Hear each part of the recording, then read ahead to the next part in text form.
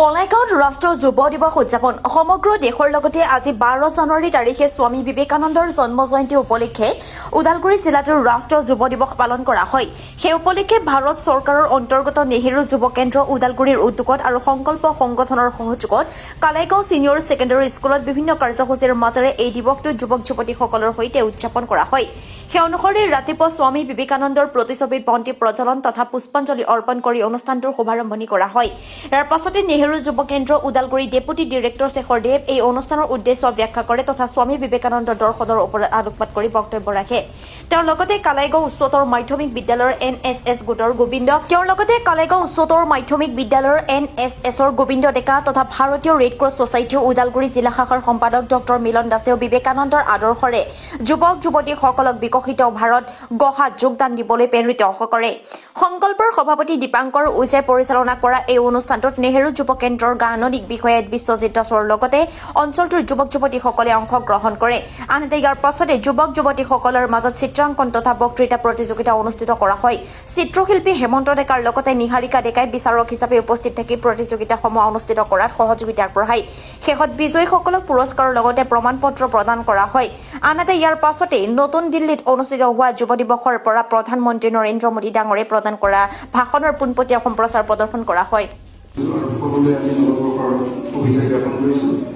আজি 140 বছৰ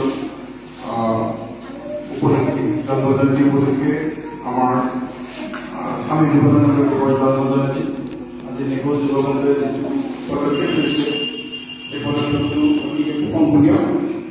আমি তেখেতৰ জীৱন যদি চাবলৈ যাওঁ আমাৰ ভাৰতবৰ্ষক বিশ্বত প্ৰতিষ্ঠা কৰিবৰ কাৰণে অহংকাৰটো কৰিছিল। আমি জানো যে একেলগে তেখেতে আমাৰ ভাৰতৰ ধৰ্ম দৰ্শনৰ কথা বিশ্বত প্ৰতিষ্ঠা কৰিব। আমাৰ ভাৰতৰ যিটো আধ্যাত্মিক তত্ত্ব পৃথিৱীৰ ভিতৰতে যে শ্ৰেষ্ঠ এই কথা প্ৰতিফলন কৰি থৈ আহিছে।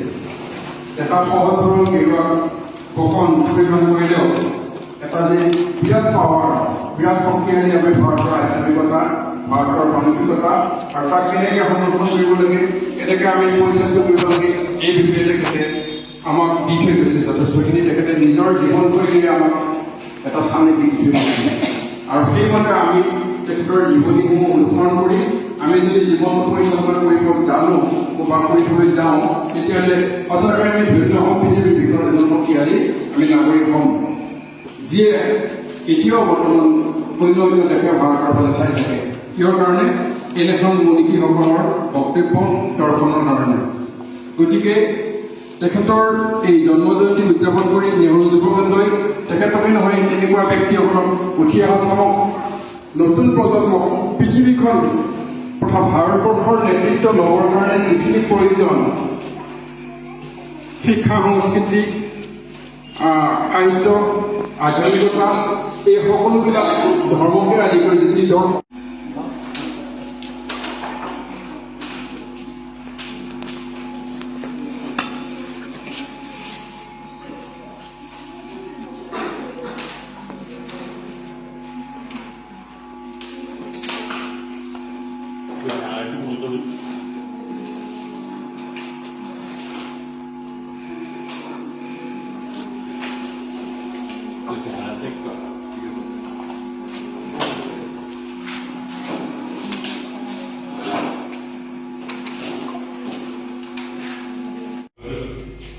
জাতীয় যুৱ দিৱস হিচাপে এই দিনটো উদযাপন কৰা হৈছে।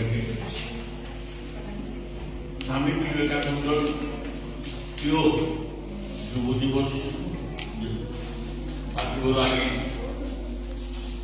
এইটোৰ কাৰণ হৈছে স্বামী বিবেকানন্দ আমাৰ ভাৰতৰ যুৱসকলক কেনেকৈ